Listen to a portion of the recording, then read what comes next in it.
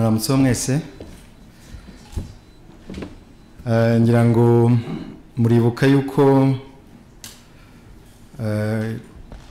conference de presse kiganiro n'abanyamakuru giheruka muri ministeri cyabaye ku itariki ya 15 Werurwe na ministre gitangwa na ministre Louise Mushikiwabo.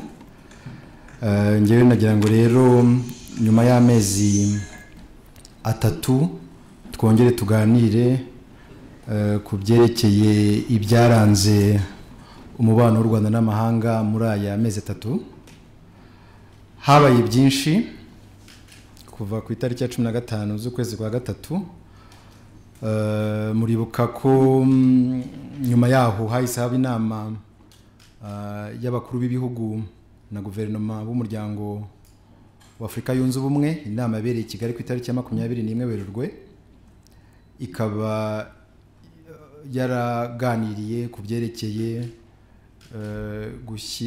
iri soko rusange ry'ubucuruzi, African Continental Free Trade Area, aho abakuru b'ibihugu 44 kuri 55 bagize uyu muryango bashyizeho umukono kuri ayo masezerano. Bikaba ari 80% by'abagize iyi AFCFTA ko bayita mu magambo ahinnye y'Icyongereza. Habaye n'ibindi, aho mu kwezi kwa kane habaye inama ya Commonwealth yabereye i London mu Bwongereza, aho ibihugu bigize uwo muryango ko ari 53 byemeje ko inama itaha y'iyo CHOGM, no kuvuga inama y'abakuru b'ibihugu ba Commonwealth, ibihugu bihuriye ku rurimi rw'Icyongereza, inama izabera i Kigali mu mwaka w'ibihumbi 2020.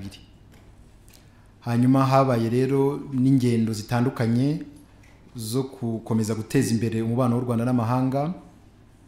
Mu kwezi kwa gatanu ku itariki ya 23 habaye urugendo rwa nyakubahwa Perezida wa Repubulika mu Bufaransa, aho yari yatumiwe kwitabira inama y'ikoranabuhanga bita Vivatech yo guteza imbere za startups, no kuvuga izi entreprise zishizwe z'ikoranabuhanga.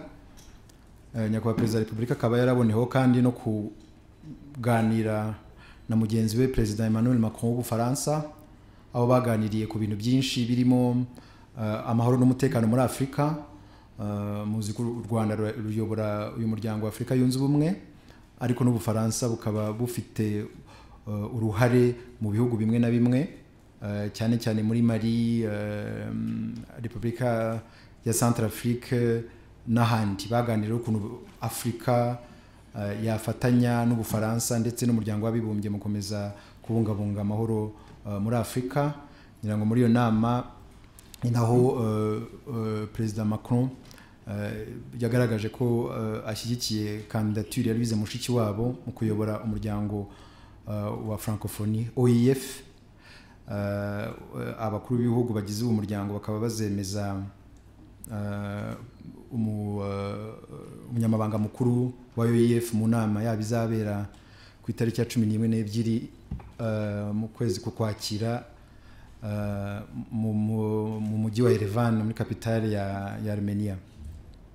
Habaye n'izindi ngendo za nyakubahwa Perezida wa Repubulika mu Bubiligi ku itariki ya 4, ya 5, ya 6, aho yari agiye kwitabira inama mpuzamahanga ishinzwe iterambere bita Journée Européenne de Développement cyangwa European Development Days. Nyakubahwa Perezida wa Repubulika akaba yaraboneyeho no kubonana n'abayobozi b'Ububiligi, aho yahuye n'umwami Philippe wa kabiri ndetse akabonana na Minisitiri w'Intebe Charles Michel. Yarabonanye kandi n'abayobozi b'umuryango w'Uburayi bwunze ubumwe, abonana na Perezida wa Conseil de l'Europe Donald Tusk, abonana na Perezida wa European Commission Jean-Claude Juncker, anabonana na Federica Mogherini nk'ahashinzwe ububanyi n'amahanga muri European Union. Nyuma yaho habaye rero n'izindi ngendo, aho Perezida wa Repubulika yatumiye Quebec mu mujyi wa Charlevoix muri Canada kwitabira inama y'ibihugu birindwi bikize ku isi G7 yitaga cyane cyane ku kibazo kurengera ibidukikije cyane cyane inyanja mu kurengera inyanja kugira ngo zitanduzwa n'imyanda tugenda twoherezamo. Urugendo rwa nyuma nagira ngo mbabwire rwabaye n'urwejo bundi rwabaye mbere y'uko igikombe cy'isi kibera mu Burusiya, igikombe cy'isi cy'umupira w'amaguru kibera mu Burusiya gitangira, aho nyakubahwa perezida wa repubulika yahuye na mugenzi we perezida Vladimir Putin. Bikaba byarakurikiye urugendo minisitiri w'intebe minisitiri w'ububanyi n'amahanga w'Uburusiya Sergei Lavrov yari yagiriye hano mu Rwanda ku itariki ya 3 z'uku kwezi, aho yari yahuye na nyakubahwa perezida wa repubulika. Hakaba n'izindi ngendo ziteganyijwe mu kwezi gutaha kwa Nyakanga, aho abakuru b'ibihugu ba Mozambique, ba China ndetse na minisitiri w'intebe w'Ubuhinde bazagenderera u Rwanda. Ni ukuvuga rero ko guteza imbere umubano w'u Rwanda n'amahanga bigikomeza, tukaba rero tuzakomeza guharanira yuko inyungu z'u Rwanda, ubutwererane n'amahanga bikomeza kurengerwa. Ngira ngo niyo introduction nagira ngo mbahe kubaha context rusange, nkaba rero ngira ngo tuganire abifuza kubaza ibibazo babibaza. Murakoze. Merci Monsieur le Ministre, je m'appelle Étienne Gatanazi, je travaille pour le service francophone de la Deutsche Welle. En mars dernier, lors de la rencontre entre le président Kagame et Museveni à Kampala, ce dernier avait déclaré qu'il n'y avait aucun problème d'ordre politique ou diplomatique entre Kigali et Kampala. Récemment, cette semaine même, le ministre rwandais de la Défense, le général James Kabarebe, a mis en garde des commerçants dans une session d'Itorero, leur demandant d'arrêter d'effectuer des voyages en Ouganda qui, selon lui, n'est pas accueillant au Rwanda, et que même aujourd'hui, l'Ouganda manifeste de la jalousie face au développement du Rwanda. Qu'est-ce qu'il faut dire de cette relation qui pourtant s'était bien relancée après la rencontre des deux chefs d'État dans la capitale ougandaise? Merci. Ku kijyanye n'Uburusiya ndetse n'urukiko rwa TPIR, hari umucamanza Theodore Menon ukorera ruriya rukiko rwasimbuye TPIR. Biravugwa ko ashobora kurekura bamwe mu bari bahamijwe icyaha cya jenoside, ariko Uburusiya bukaba bufite ijambo mu kanama k'umutekano ka Loni. Ese hari icyo u Rwanda ruteganya gusaba Uburusiya by'umwihariko muri uriya mubano tubona hagati y'u Rwanda n'Uburusiya mu gukemura icyo kibazo cy'uriya mucamanza? Murakoze. Thank you very much. My name is Colin Simoy. I write for the New Times Daily. The Rwandan Foreign Affairs Minister has put in her bid to become the next head of the Organization of Francophone Nations. From a government point of view, what is the need for Rwanda, and what would Rwanda and what would be her main causes or championing causes if she is elected the head of the organization? And what is the purpose of the Chinese president visit also? Thank you.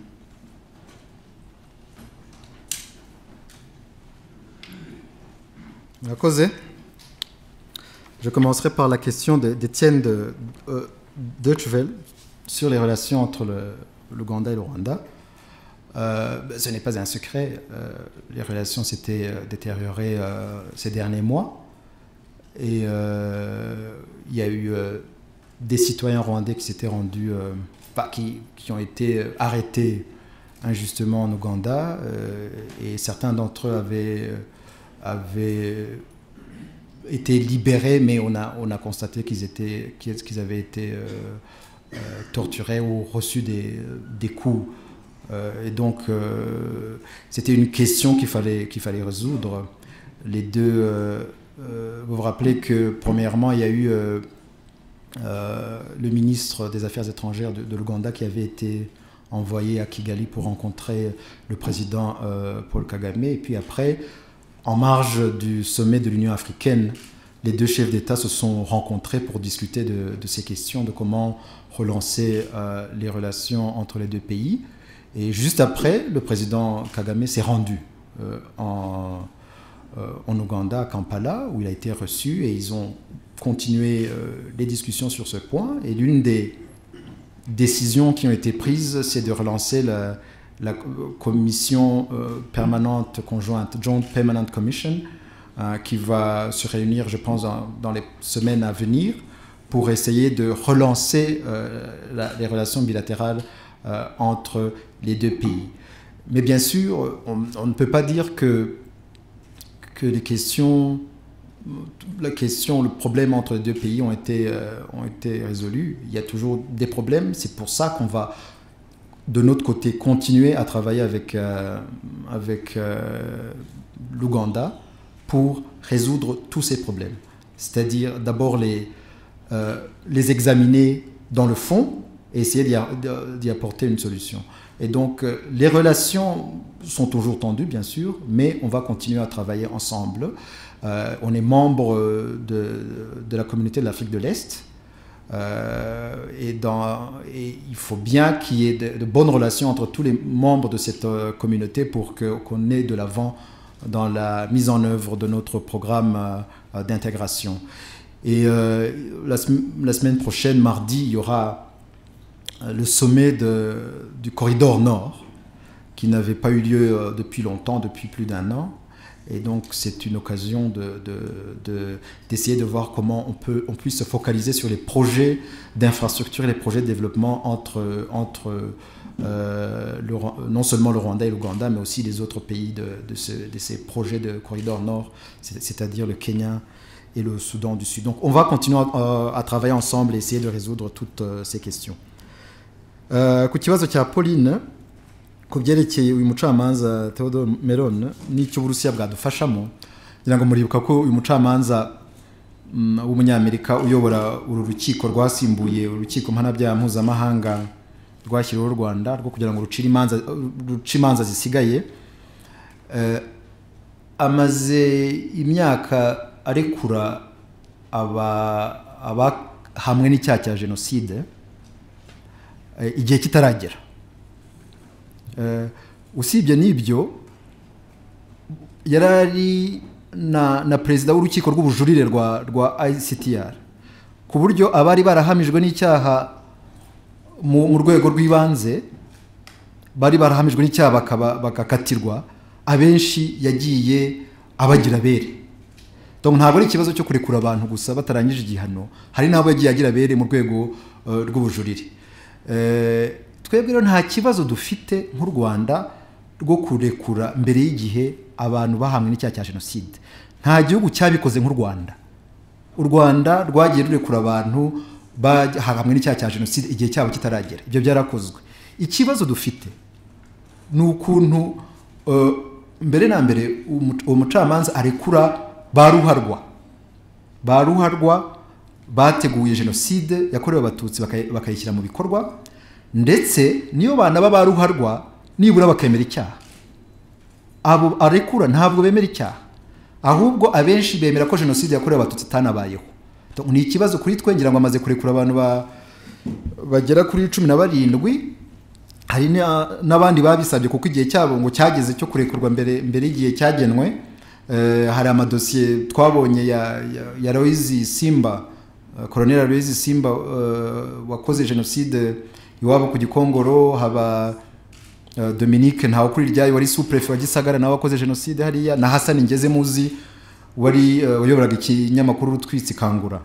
Abo ngabo rero nabo bakaba barasabye icyo. Rero impungenge dufite nuko dukurikije uko Theodore Meron amaze igihe arekura abantu, nabo ashobora kubarekura. Twebwe rero ntabwo tuvugana n'Uburusiya gusa, ni ibihugu byose kugira ngo icyo kibazo bagihagurukire, kuko kurekura abo bantu nk'uko nigeze kubivuga ni igitutsi ku barokotse, ni no kutubahiriza ubutabera. Tuzakomeza tuvugane n'ibyo bihugu byose kugira ngo ibi bintu umucamanza Theodore Meron arimo akora ntibizakomeza. On the question of Pauline Mwai of New Times regarding the candidates of Louise Mushikiwabo to the Francophonie, Francophonie is an important organization. We are a member of that organization since its establishment in 1970. We never left it, contrary to what I heard here and there. And we believe that this organization, which has 84 members, but among which 54 who have the right to vote, 54 countries who have the right to vote, including 30 African countries. This organization is an important organization to boost the agenda we have in many areas. There's the area of promotion of the youth, the Francophone youth, mainly in Africa, to have projects for that youth, but also there are different projects related also to peace and security. You know that the Francophonie is also involved in peace and security in different countries, and also in peacekeeping. And you have followed the interview of Minister Louise Mushikiwabo, who explained her program in general of what she intends to do. But for now, what we are doing, of course, is to campaign for that post, and this will start by seeking an endorsement of the African Union, because you know that the African Union usually endorses candidates in the international system, and this upcoming summit of the AU in Nouakchott in Mauritania will be an occasion for Louise Mushikiwabo to seek the endorsement of her candidacy, and afterwards she will of course campaign. She has started actually to campaign, and you remember that she also met. She went in Cameroon. She met the Prime Minister of Cameroon. The President of the Republic wrote early this month to all head of state of the OEF member states to seek support for Mushikiwabo's candidacy. So we'll continue working on that, and we believe that she will give a new impetus to this organization. The purpose of the visit of the Chinese president is, of course, to strengthen our bilateral relationship. We have very strong bilateral relationship for decades, and during that visit, it will be an occasion for both sides to sign new agreements and new projects that link the two countries, and we believe that it will be an important visit for all of us. Thank you. Rakoze ni kabonye ikibazo cya mbere Gatanazi kivuzeho nuko bitifuzaga mu Kinyarwanda cyerekeranye n'umubano w'u Rwanda na Uganda yo mu mezi angahe byavuga ko byagenze neza no kubisubiza mu Kinyarwanda. Ikindi ndashaka kubabaza kuri igitero cya Nyaruguru kiriya cyabaye abaturage bakavuga ko babonye abantu benshi cyane bitwaje imbunda, nkibaza ngo uyu munsi bihagaze gute, ese ni abantu bo kubatuka mu bihugu bituranye bifashe gute mwakoze? Thank you very much. My name is Clement. I work with Reuters. Minister, we've been trying to get a video comment with the Rwandan official commenting about the Arsenal deal. We've had several people criticizing the deal, saying Rwanda is by World Bank reports and other reports that a poor country, and therefore it shouldn't be investing in a multi-million pounds deal with Arsenal. The second question is, what is Rwanda's stance on Kabila in DRC? We've seen countries like Botswana saying Kabila should step down. What is Rwanda's stance? Thanks. Murakoze, nitwa Philbert Diene Radio.com. Mu minsi ishize ubwo Perezida Kagame yari muri Bufaransa aganira na Emmanuel Macron, havuzwe ko hagiye gushyirwaho komisiyo ihuriweho n'ibihugu byo bigomba kuganira ku mubano w'u Rwanda n'Ubufaransa bijyanye n'amateka twagira ngo tumubwire muri make iyo komisiyo iteganyijwe ryari, hari icyaba cyanemejwe. Murakoze.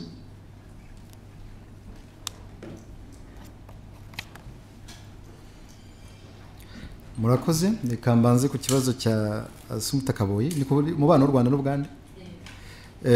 Nk'uko nari maze kubivuga, umubano hagati y'u Rwanda n'igihugu cy'Ubugande hajemo agatotsi, cyane cyane bitewe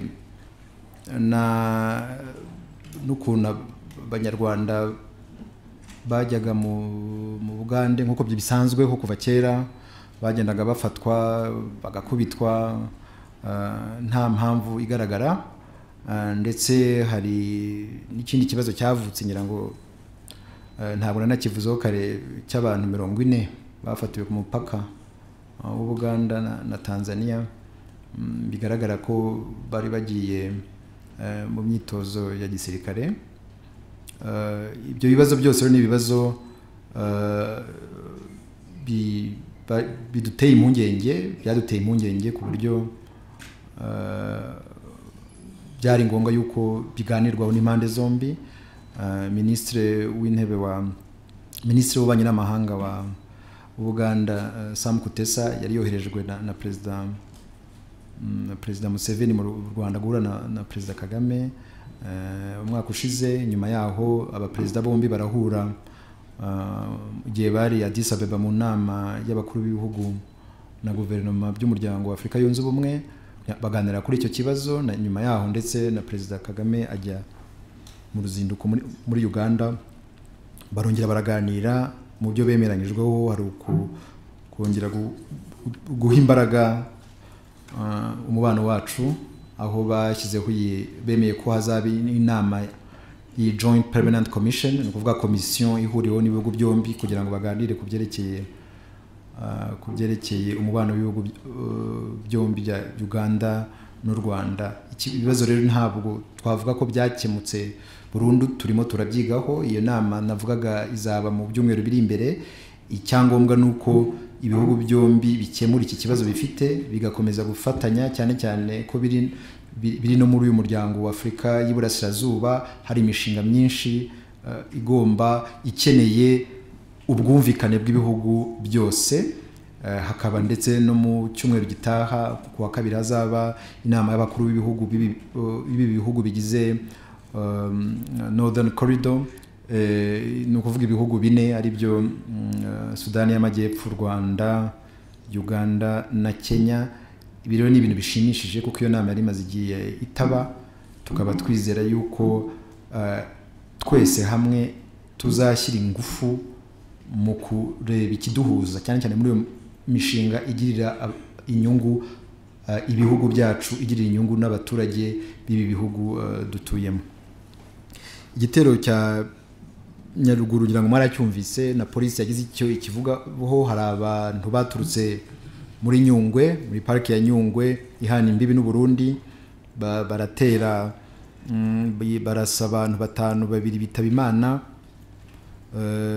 abandi bajyanwa mu bitaro. Ngira ngo mu bakomerekejwe hari umunyamabanga nshingwabikorwa w'umurenge. Ubu rero iperereza rero cyakomeza kugira ngo turebe neza abo bantu aho baturutse, abari bo. Ngira ngo ubu ngubu haracyari kare kugira icyo twabivugaho kindi kitari icyo polisi yavuze. On the question of Clément Reuters, the Arsenal deal. The Arsenal deal is a deal that is, I would say, that is normal in business. You know, we have said on several occasions that last year Rwanda had more than $400 million of revenues from tourism. In our NST1, the National Strategy for Transformation, our goal is to double that amount by 2024, to have $800 million. And we have to remember that we come from, in 2010, we come from 200 million So we already doubled last year. So, but you can't expect in this world where you have many countries that want also to promote tourism, that tourism will all of a sudden come increase without promoting our tourism. This is what we are doing. And Arsenal is a team that is very popular, not only in England, in Europe, but also all over the world, in Africa, Asia, and elsewhere. It has been said that the jersey of Arsenal is seen by more than 35 million people every time they play. So this is really common sense in terms of business. And the money that was paid for that was taken from the revenues of tourism. People are talking about aid from the UK, and we have even MPs from other countries, Netherlands, Switzerland, questioning that. First of all, for those other MPs, it's none of their business. I will repeat that. It's none of their business. Rwanda wants to promote our tourism, and taking a very few percentage of the money we received already for tourism, it's really common sense. So this is a 3-year deal for the 3 coming seasons, so 18, 19, 19, 20, 2021. And we expect that it will improve or it will promote tourism from all over the world in Rwanda, but also it will promote football in Rwanda. In the deal, it's not only the mention visit Rwanda on the sleeves. There is also, of course, at every time Arsenal will play, the Visit Rwanda will be on the screen on the stadium, but the coach and players of Arsenal will also come to Rwanda to promote football in our country. And the only fact that we'll have also jerseys in Rwanda of Visit Rwanda and Arsenal, this will promote football in Rwanda. There are many Rwandans, young Rwandans, who will like football because of that deal. So so it's an important deal that we did, and then we really hope that we are going to benefit from that deal. So our stand on President Kabila.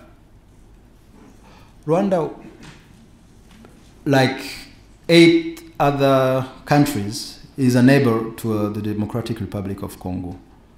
Our concern is a concern of many regarding peace and security in the region, and we know that the current political situation in Kinshasa can I would say spill over and impact other countries.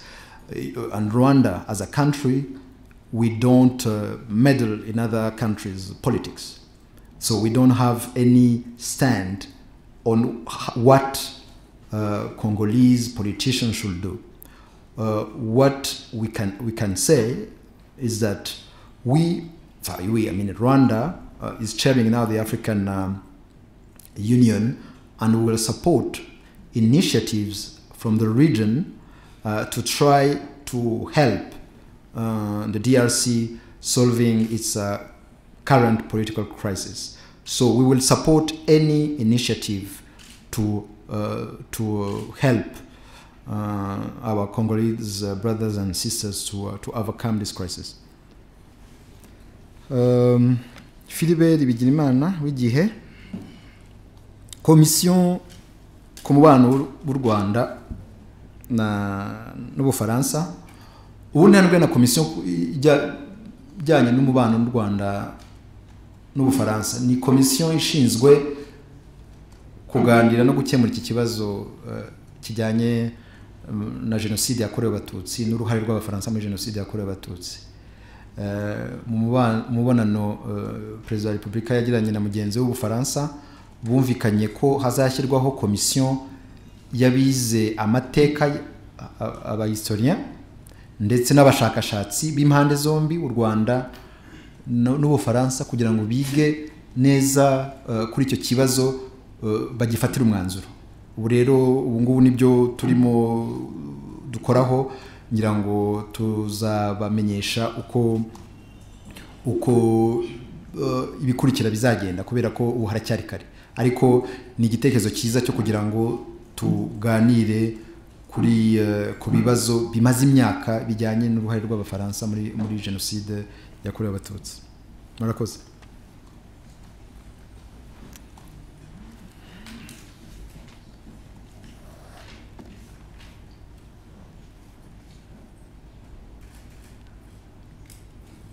Thank you. Thank you, Honorable Minister. My name is Daniel Sabiti from Katy Press.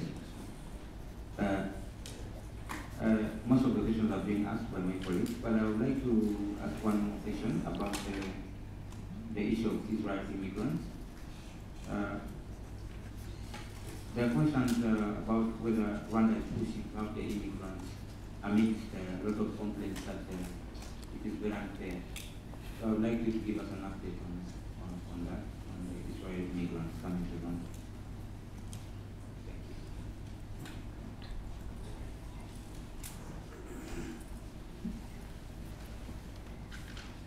My name is Ivan Kondisha. I work with the East African. I have two questions. The first one is a clarification on Chinese president's visit. We'd like to get the dates of when that visit is likely to happen. Secondly, I'd like to get more information on Madame Mushiawa's bid for the Francophonie.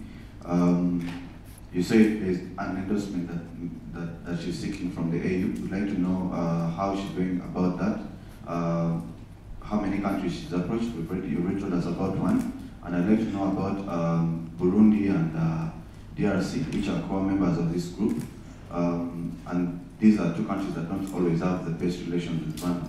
Is there a plan to have the endorsements as well as part of the deal? Thank you. Murakoze nitwa Venuste Kamanzi nandikira Umuseke. Mu kwezi gutaha kwa karindwi muri Amerika hazaba inama ya AGOA. Tuzi ko u Rwanda na Amerika kuri iki kibazo cya AGOA ibihugu byombi bitavuga rumwe kubera u Rwanda guca caguwa, procedure zo kugabanya caguwa na Amerika ibihano yamaze guproposa. So u Rwanda ruzitabira iyi nama ya AGOA, ruzaba rujyanye iyi position kuko bigaragara ko u Rwanda rufite intego yarwo na Amerika ikagira indi zisa nkaho zifite ahantu zihuriye. Hanyuma final agakomenti gato kuri Northern Corridor yari imaze nk'umwaka itaba, hari imishinga myinshi yari yaratindiye, ni iki gishyashya kigiye kugaruramo. Murakoze.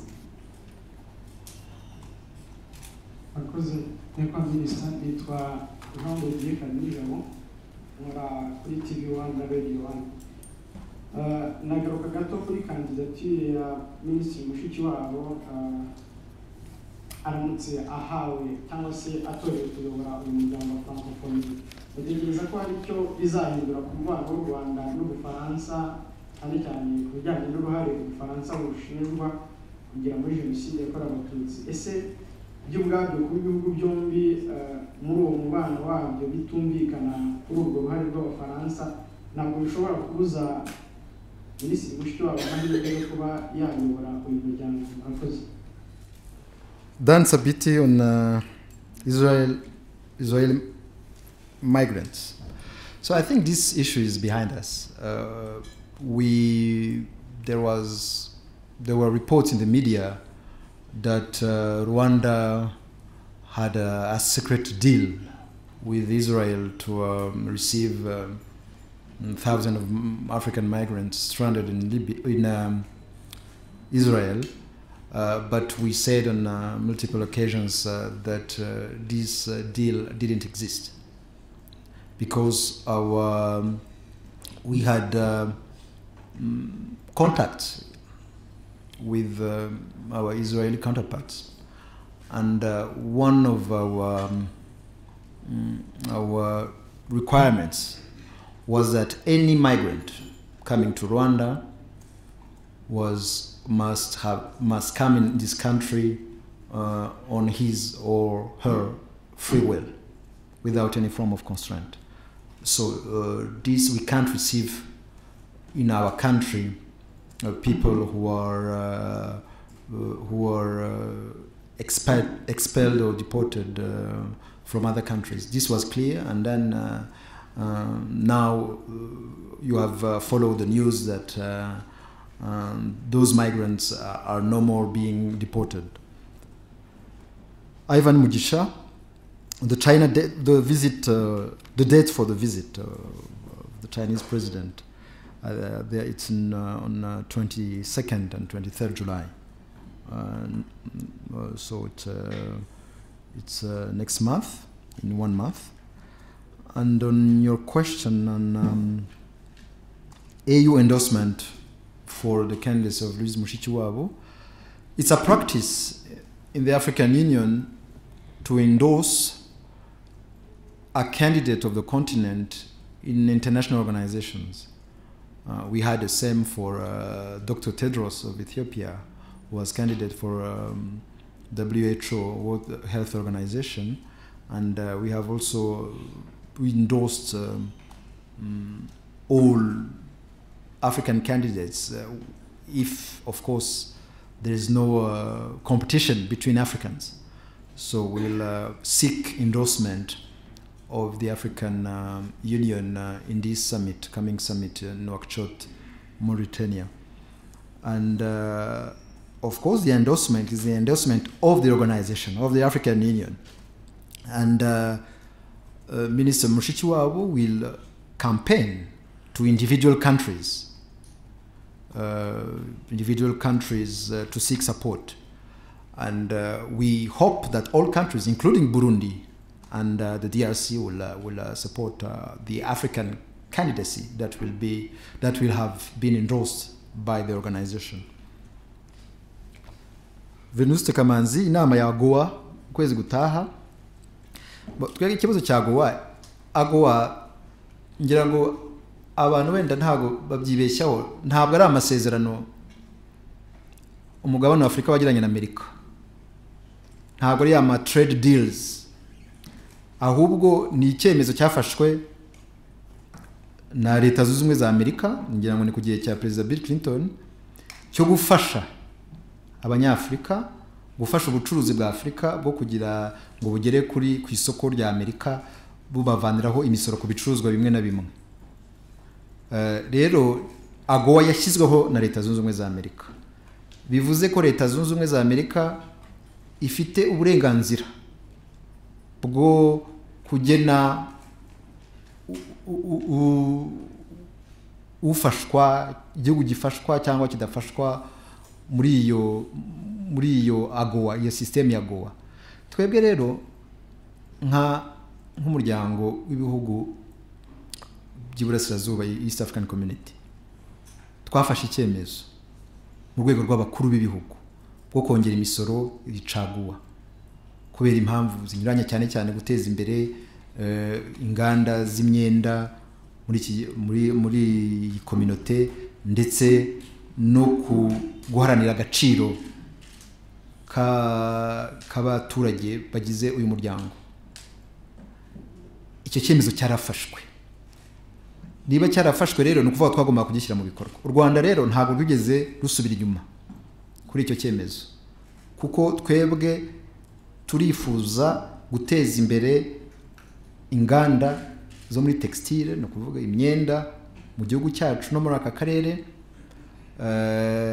Hanyuma rero Leta Zunze Ubumwe za Amerika kuba yafata icyemezo gishingiye kuri iyi system ya AGOA y'ubwayo yishyiriyeho, twe rwose nta kibazo tubifitemo. Tuzakomeza kureba ukuntu twakemura ibibazo bizatera, ariko uko byagenda kose ku cyemezo twafashe ntabwo tuzasubira inyuma. Kuri Northern Corridor nibyo hari hamaze umwaka urenga iyi nama itaba, bikaba byaradindije imishinga myinshi, imishinga ya gari ya moshi, imishinga y'imiyoboro y'amashanyarazi, ariko icyiza ni uko noneho ibiganiro byongeye gusubukurwa ku buryo ku itariki ngira ngo abakozi bakuru bo muri bihugu bine bigize iyi Northern Corridor bazahura ku itariki ya 23 na 24, hanyuma abaminisitiri bahure ku itariki ya 25 n'abakuru b'ibihugu bahure ku wa kabiri itariki ya 26. Hari delegation tuzaba dufite, hari ministre w'ibikorwa remezo azaba ariyo, ministre w'ubucuruzi azaba ariyo, ndetse na ministre w'ingabo nawe azaba ariyo. Tukaba twizera ko hazavamo ibyemezo bituganisha mu kongera guteza imbere imishinga muri aka karere. Jean de Dieu nawe yabaje ku kibazo cya candidature ya Louise Mushikiwabo no kubyerekeye umubano w'u Rwanda n'Ubufaransa niba bitazagira ingaruka. Ubundi francophonie n'Ubufaransa biratandukanye. Ubufaransa ni igihugu dufitanye umubano ukomeze, umubano hagati y'u Rwanda n'Ubufaransa dukomeza kugerageza kuwuteza imbere hagati y'ibihugu byombi, ariko bikaba bitandukanye na francophonie irimo abamambre 84, harimo ibihugu 54 bifata ibyemezo. Candidature ya Louise Mushikiwabo izaba igamije guteza imbere umuryango wa francophonie. Hanyuma rero ibibazo dufitanye n'Abafaransa harimo n'ibibazo bijyanye n'uruhare rwabo muri jenoside yakorewe Abatutsi, ibyo ngibyo bizaganirwaho hagati yacu twembi, harimo no gukoresha n'iriya komisiyo twari twavuze y'abashakashatsi n'abahanga mu mateka kugira ngo badufashe mu gukemura icyo kibazo. Ariko ibyo ntabwo bivuze ko ibibazo bijyanye n'ubutabera byo bigomba gushakirwa igisubizo, kubera ko hari imanza zimaze igihe kitabarika mu Bufaransa, nk'imanza ku rubanza cyangwa iperereza ku hano indege ya Perezida Habyarimana imaze imyaka 20 n'igihe kidasanzwe kugira ngo iperereza ribe rigikomeza. Ndanga ibyo byose bigomba kuzashakirwa umuti kugira ngo umubano w'ibihugu byombi ukomeze uteze imbere. Ariko ibyo bikaba bitandukanye nyine no guteza imbere francophonie, kuko francophonie ni umuryango uhuriweho n'ibihugu byinshi, harimo ibihugu 30 bya Afurika. Murakoze. Merci, je m'appelle Jean-Baptiste Perrier de Prise à Dotcom. Je viens sur la candidature de Mme Mushikiwabo à la francophonie.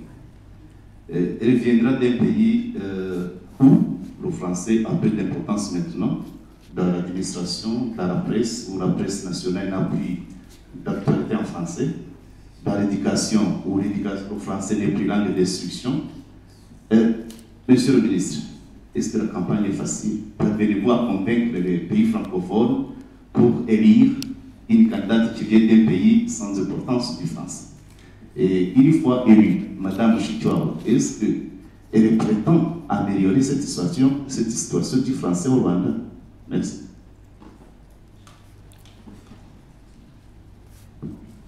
Murakoze, nitwa Jean Paul Mbarushimana, ureba Flash FM na Flash TV.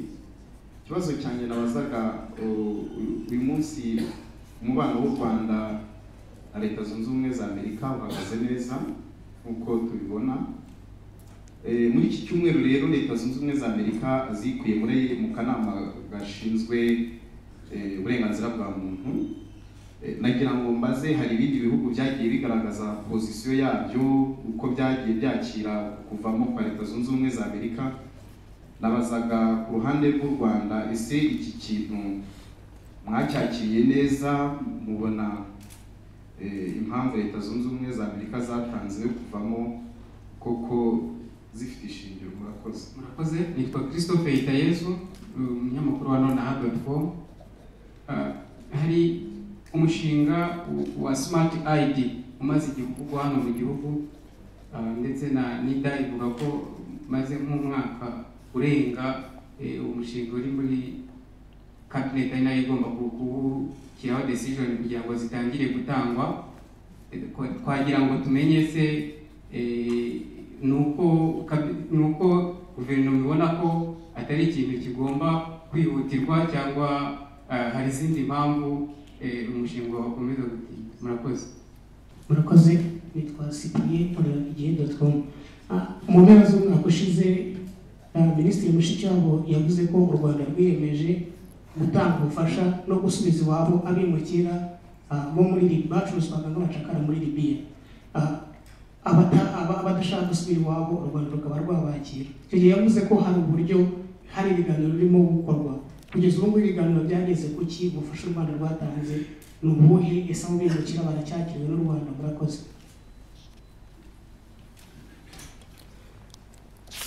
Murakoze. Jean-Baptiste de Bwiza.com. Je ne suis pas d'accord avec vous quand vous n'avez pas dit que le français n'a pas d'importance au Rwanda. On va faire campagne pour la francophonie, on va le faire en français. Le français est une langue officielle, l'une des 4 langues officielles du Rwanda.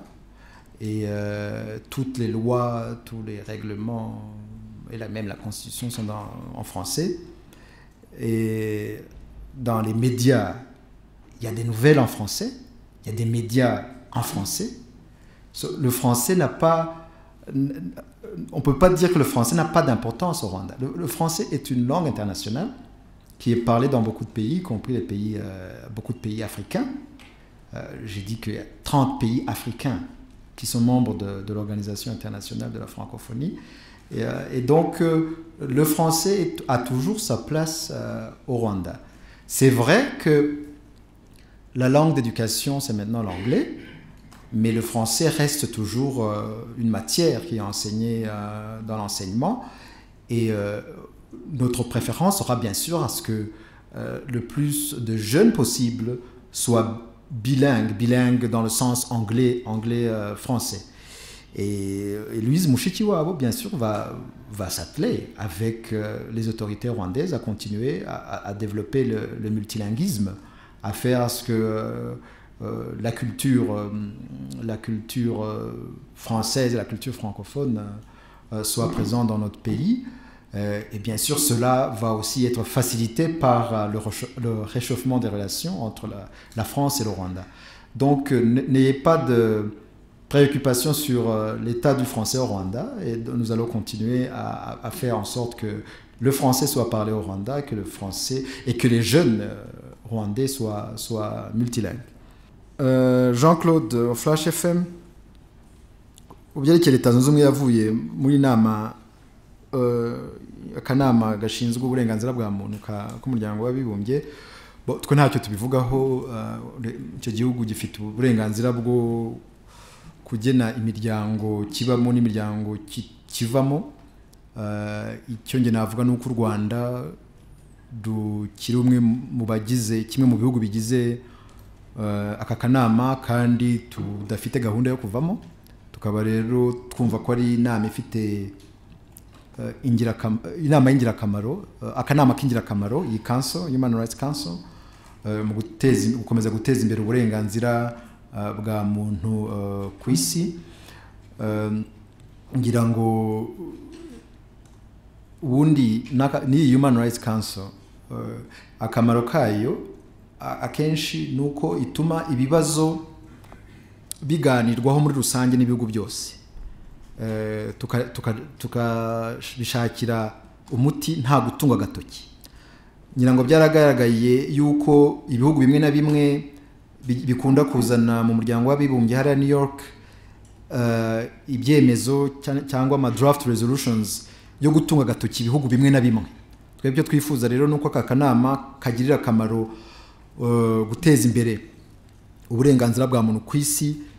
Tukaba rero turimo tuzakomeza kugiramo uruhare, ariko tukaba twemera ibihugu bindi uburenganzira bwo kuvamo cyangwa gusubiramo. Byose ntabwo tubifitemo, ntabwo dufite icyo tubivugaho, ni uburenganzira bwa buri gihugu.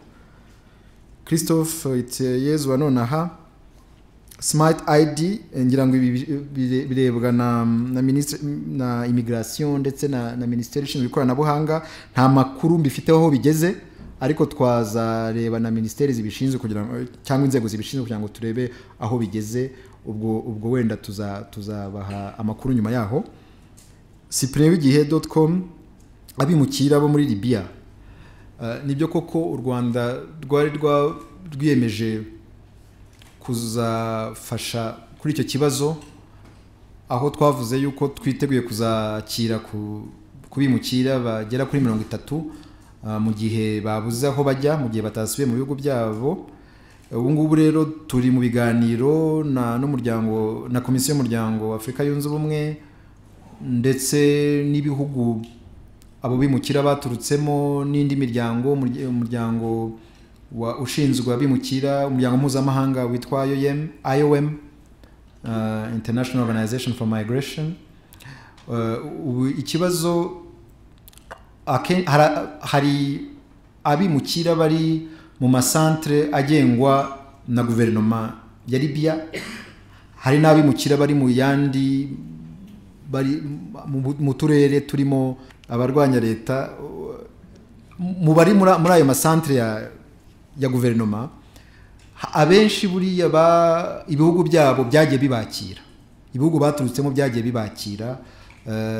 Ubu ngubu rero icyo dufatanya twese turimo gukora ni ukureba ukuntu abo bimukira bakomeza gufashwa mu bihugu byabo kugira ngo ntibagende na bundi bushya, cyangwa se n'abandi batari bafite icyo gitekerezo batakigira. Ngira ngo ntabwo ari benshi ubu ngubu bahari batifuza gusubira mu bihugu byabo, abenshi basubiye mu bihugu byabo. Twebwe rero turakomeza gufatanya na komisiyo y'umuryango wa Afurika yunze ubumwe n'ibihugu baturutsemo n'indi miryango kugira ngo icyo kibazo tugishakire umuti burundu kandi ntibizakomeze kubaho, kuko biba bibabaje kubona urubyiruko rwa Afurika rudahabwa amahirwe mu bihugu rurimo byo kwiteza imbere, guteza imbere imiryango yarwo, guteza imbere igihugu, bahitamo gufata urwo rugendo bagakoreshwa n'aya magroupe ya traffic abantu, abenshi bagatakaza ubuzima muri iriya nyanja ya Mediterane. Ni ibintu rwose twebwe nk'abanyafurika, ahubwo twebwe nk'abantu tudagomba gukomeza kwemera.